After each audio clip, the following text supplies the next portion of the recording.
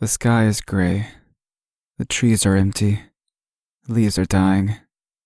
This is the cycle of life. The sky may be gray. The trees may be empty. The leaves may be dying.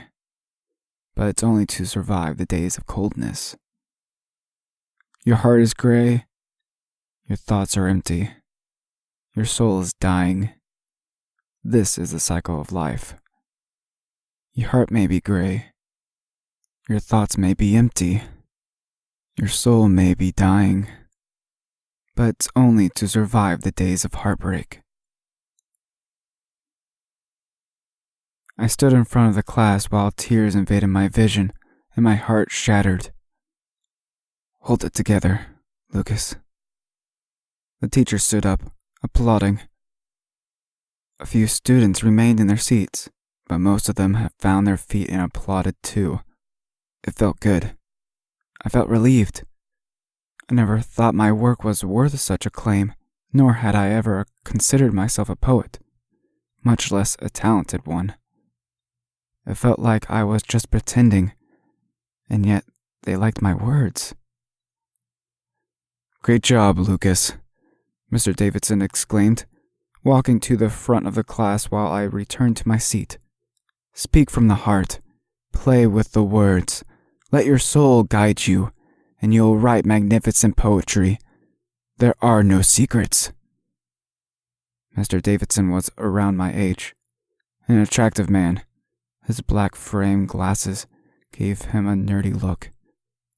His eyes were pale blue and reminded me of a perfect summer sky. A dark gray beanie hid most of his hair, giving him a bohemian appearance. His large shoulders caused the sleeve of his shirt to tighten around his biceps, giving the impression of a fit physique. He was smart. Of that I had no doubt. I was impressed by his presence, and his devotion to poetry had made for a great first class. Class is dismissed. Your homework. Write about you. Be subtle. Or not. Remember to express your feelings, communicate from your soul. Be creative. Poetry can be the most personal and indirect form of fictional expression. You have to enjoy it. I grabbed my pen and notebook before walking out of the room. It was already getting late, and I could feel my exhaustion spread throughout my body. My eyes were tired, and every muscle ached. This was a new sensation for me. I used to run every day without feeling a bit of fatigue. Lucas, I heard someone call after me. Turning, I saw the teacher standing in the doorway. Mr. Davidson. What you wrote was profound and riveting. You did quite well. Thank you, Mr. He cut me off with a wave of his hand. You can call me Preston. Between you and me, I think we're about the same age.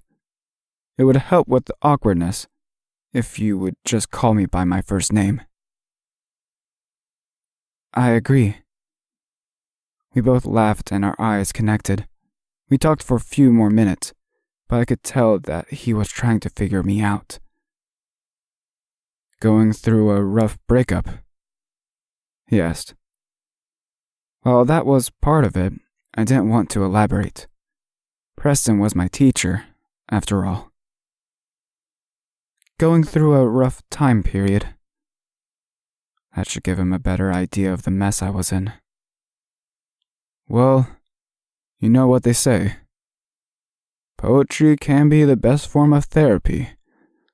Preston winked at me. He was right.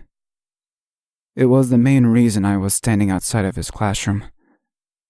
I needed help to free my mind, and I wasn't the type to consult a therapist.